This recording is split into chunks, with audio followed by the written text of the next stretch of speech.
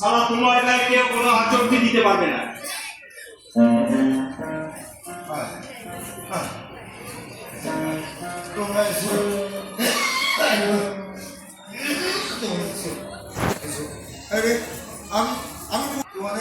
তোমাদের আশা নিয়ে আমি কতই বছর কাজ কথা বলেছি।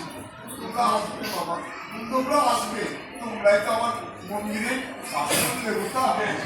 বাড়ি যাও ফলবি ঠাকুর, বাড়িতে গিয়ে একটু বিশ্রাম না যাও বোন, বাবাকে আস্তে আস্তে বাড়ি নিয়ে যাও। আর বাড়িতে নিয়ে গিয়ে না গায়ে একটু শেক দিও। যাও হ্যাঁ এসো।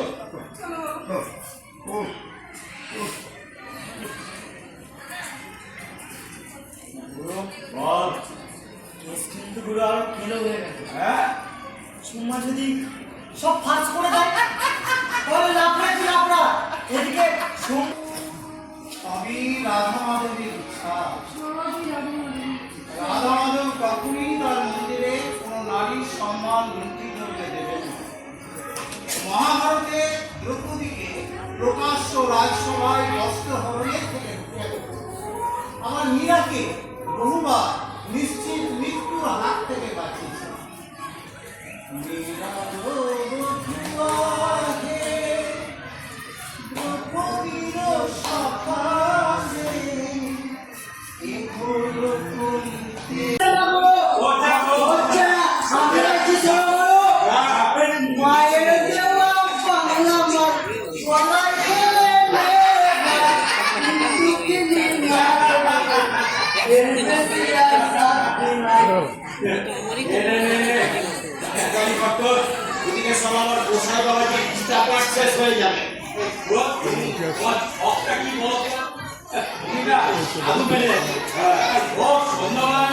তোমার শেষ করে না আমি ওই কেষ্ট পেরে করে গেছি।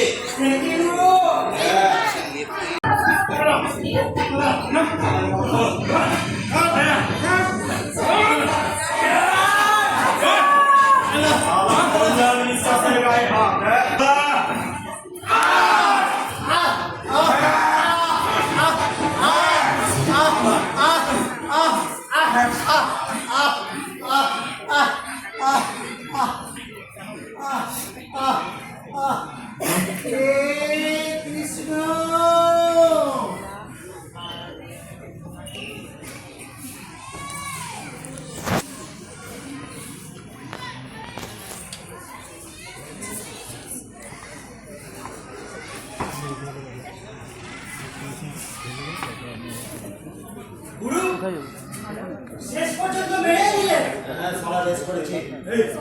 আমার লাইটে পাওয়ার কি হবে?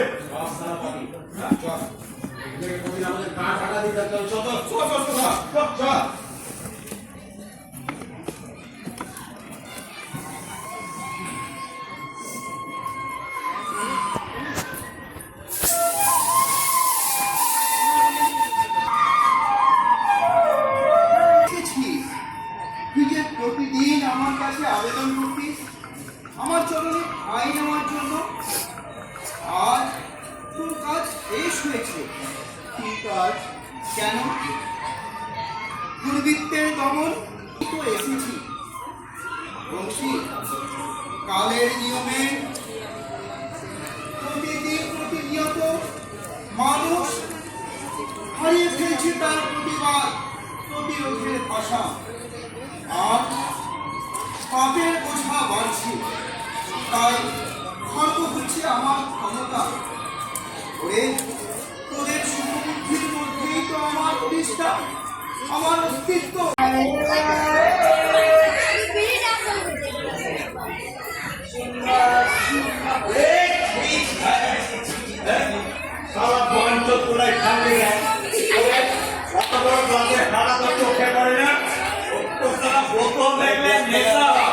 আর দুটো পেতে পড়লে তারা শাশুড়িকে সাজিয়ে দেখে, তাও তো সবাই কিনতে চায় না।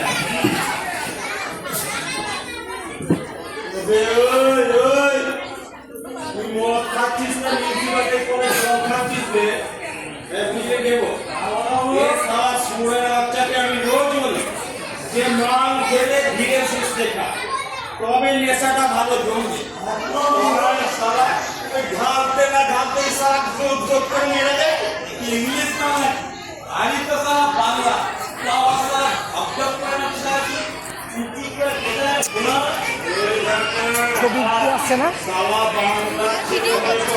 হ্যাঁ তো ফেটে যাচ্ছে ছবি আসছে না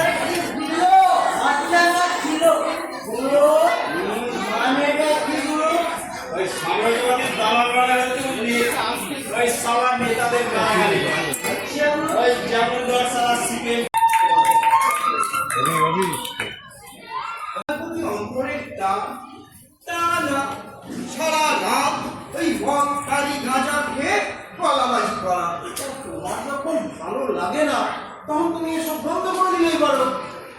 আসলে আমার অনেক কিছু তো ভালো লাগে না এই ধরায় তো হতেই পারে তা তুমি কিছু করো ওরে বংশী এই একবিংশ শতাব্দী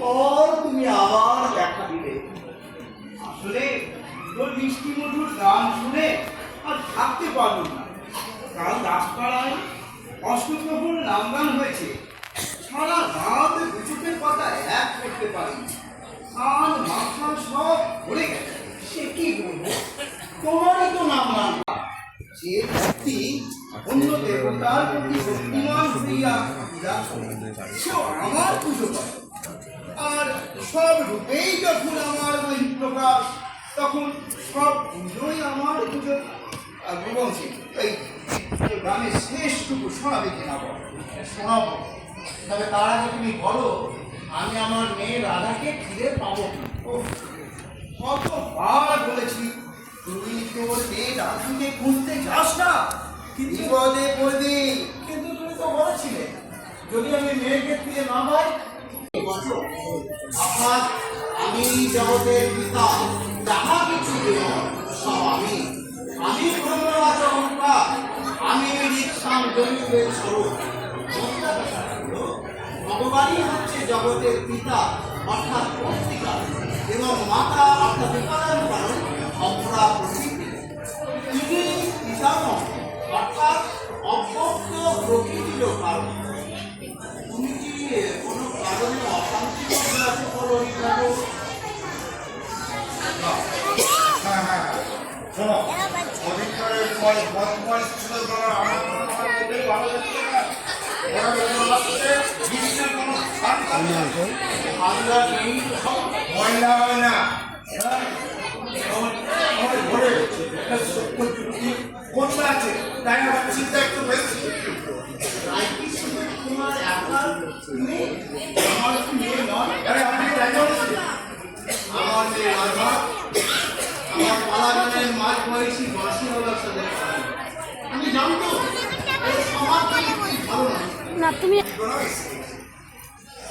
তোমরা সব মত থেকে এসেছো হ্যাঁ গোসাই ভেবেছিলাম রাতবেলা জানো তো সালামাই মালের আসলে বসেও বললাম কিন্তু সন্ধ্যে হতেই না সালা মনটা কেমন আনচান করে উঠল না এসে থাকতে পারলাম না গোসাই এই গোসাই আমরা মদ খেয়ে এসেছি বলে তুমি রাগ করেছো গোসাই হ্যাঁ আপনি কি করেছি কেন গোসাই ওই নটার জগায় মাদায় যদি শীতলের ঠাঁই হয় তাহলে আমাদের কেন শুদ্ধাচরণেই করা উচিত জানি গোসাই এত ভালো হওয়ার খুব চেষ্টা করছি গোসাই কিন্তু জানো গোসাই সারা পুরোপুরি ভালো হতে পারছি মরা মরা বলতে বলতেই তারা আমরা মরে কৃষ্ণ মা কৃষ্ণ ঠিক আছে মা কালী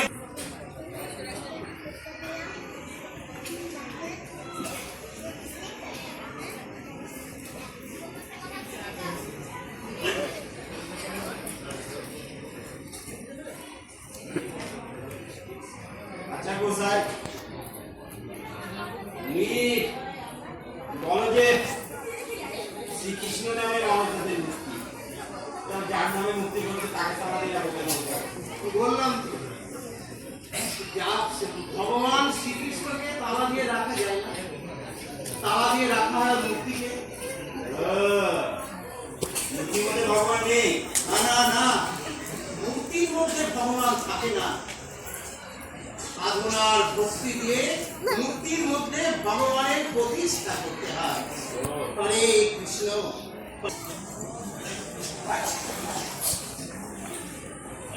এই দেখো, রাস্তা ভগবানকে কি তালা মেরে রাখা ঠিক না? তোকে ছাড়া আমাদের কাজ হবে, কিন্তু আমাকে ছাড়া তোর কাজ। হ্যাঁ শালা, তোদেরকে দেখে নেবো চুম্মা কি মাল চালাতে পারছে এমন। শালা চলে গেলাম, দেখে নেবো। গুরু হ্যাঁ বল। কেস কিন্তু